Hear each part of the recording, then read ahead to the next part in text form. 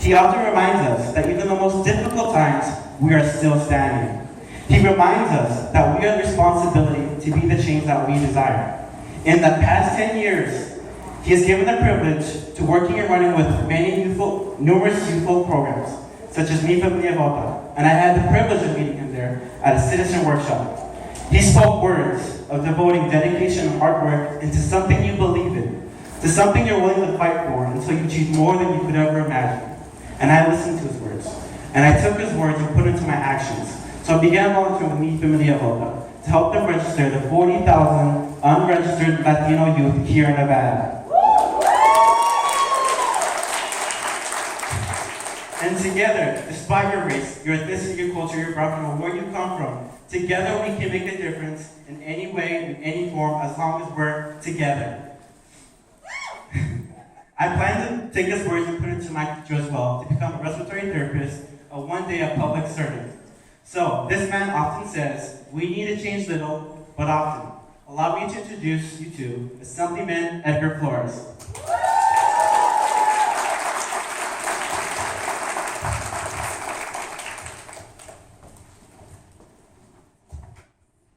Thank you for that introduction. That was amazing, more than I deserve. I sincerely appreciate that.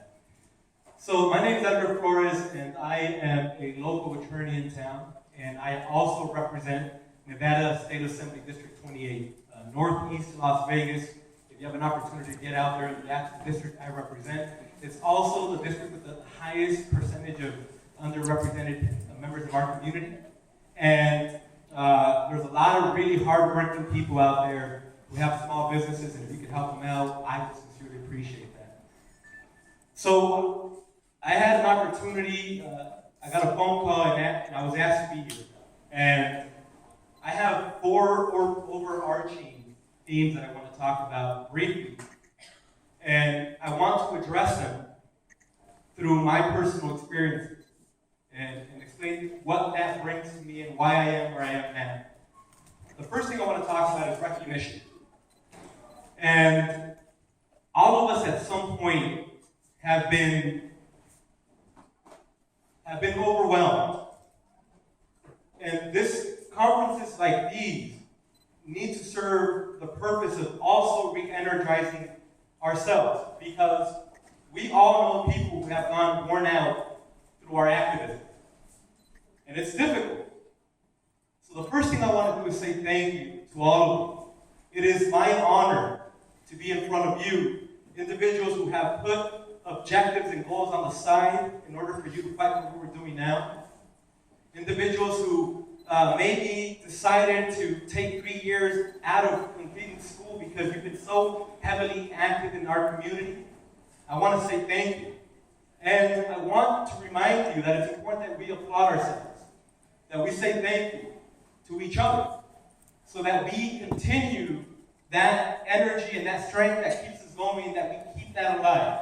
It's very easy for us to get stuck in this fight and feel like maybe we're not getting the recognition we need to keep it going. So number one, please, thank you. You could give yourself a hand of applause, please. Quick shout out to the Planistas and Mi Familia Vota and the union. When I first got elected, and we have this big ceremony when you get inducted, my mom is a culinary union member, and they didn't want to let her get her day off, and she called the union, and they took care of that real quick. So I wanted to say thank you. So the next thing I want to talk about is, I always get asked why I became a lawyer. I grew up right behind the stratosphere. And for those of you who aren't from Las Vegas, that area is known in the hood as Naples City. And I grew up in that neighborhood, and I'm very proud to have grown up there. But I make that point because we were struggling. And for the first couple of years of my parents' lives, it was hard.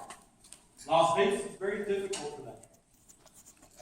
And like a lot of you can relate, I and my family was a translator because my parents didn't speak English. And at the age of 7 or 8 years old, I learned to be a grown-up because that little kid would always walk with his father, and I negotiated contracts. I helped him buy a car. I had very grown-up experiences at a very young age. And when we would have a hard time paying the rent, I would go and negotiate an extra week so we could make that payment. And remember, I was 7 years old. And at that time, every time I was going to have a grown-up conversation, I would always wear a button-up shirt because I thought that somehow made me look more like a grown-up. So here I am, 7-year-old, with my button-up shirt. And I go and have this conversation with the landlord and ask for a week extension. He says, yeah, whatever. I take off to school. And when I come back, my parents are the type of people who never showed a lot of emotion. And you may relate to them. The type of individuals who they don't cry and their frustration is always hidden. Well, that was my mom. So when I come back from school, I see my mom, and my mom has a perfect poker face. But her eyes, she could never hide that. And in her eyes, I could see her screaming, and I wasn't sure why. I remember I was too little to understand, but there was a sticker with a badge on our door. And it said NRS. NRS now stands for Nevada Revised Statute. I didn't know what that meant then, but I knew we were being evicted. But remember, this grown-up 7-year-old hours before had negotiated that we would not be evicted. So this grown-up 7-year-old is angry, and I throw my backpack down, and I don't even want my father to walk me because I'm going to take care of it. And in my most grown-up voice, I walk into that landlord's office, and I start screaming at him. You promised. And then he slides this piece of paper, and it's the contract that my father signed. And it said, if you're late, I can evict you. And he did. And we had been late so many times that the landlord was fed up. That was the first time in my life that I realized what my parents felt. Because I had the privilege of the language. I spoke English. And I never knew what it was like to be voiceless until that moment. I knew what it felt like to be my father and mother every single day they were in this country. That they would scream and nobody would listen. That nobody cared. That sense of powerlessness. It was the first time I felt it.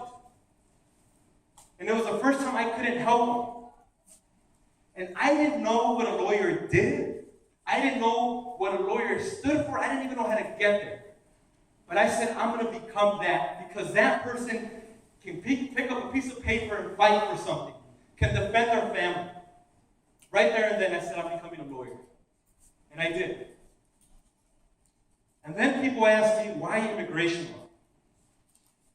While we were going through these difficult upbringings, my parents were never home because they were always trying to feed us.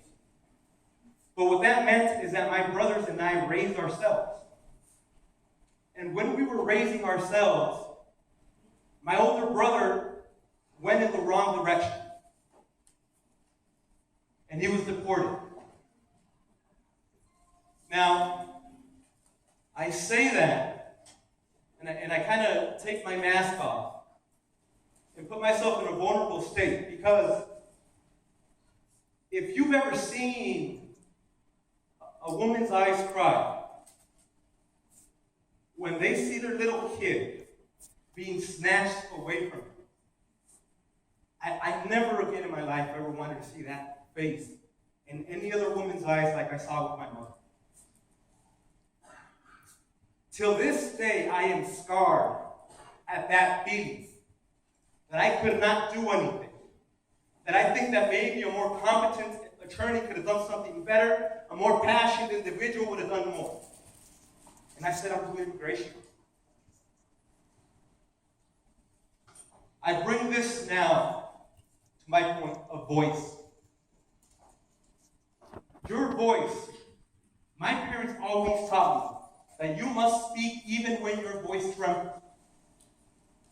When your voice trembles, speak, because that is when you have the most to say. I remember we had in 2005, we had kids walking out of high schools. And everybody said, oh, they're just walking now. And they would get interviewed by the media and they would ask them, why are you walking? And the kids could not articulate why. But in life, you do not know, or you don't have to know how to articulate everything. Your voice is you standing up sometimes and fighting. Your voice is you being present. Your voice is standing. You are powerful. You are powerful. And it is the most important lesson I ever learned from my parents. That with their face, with their eyes, they were speaking more than I can ever say today. You are empowered. We need you. We need you to keep this fight going. We need you to fight for those who don't have an opportunity to be here today. We need you to be a voice for my mom. We need you to stop calling it deportation and start calling it punishment. When we identify it as punishment, and this is my last thing, and I know I'm running out of time, this is my last thing I want to talk about. The way we label things is how we deliver the message in the most powerful manner. If we start calling deportations punishments, regardless of what the Supreme Court has said or the First Circuit recently ruled, it is punishment. And when we deport somebody from this country, does that punishment equate to the crime? And if it doesn't, it is a violation of our 8th Amendment. And there is another way that we can start fighting these deportations. Start calling them what they are punishments. As my last and final thought, I want to tell you that when I knew this conference was coming here together, and I recently found out about it, I remember in my younger days when I was in high school really actively involved in it. Now it's a little bit more difficult because of the time constraints. But I remember that at that time, I never had an opportunity for people to really sit down with me and share, like genuinely share stories. And I want to encourage you to do that here. Because your story is powerful.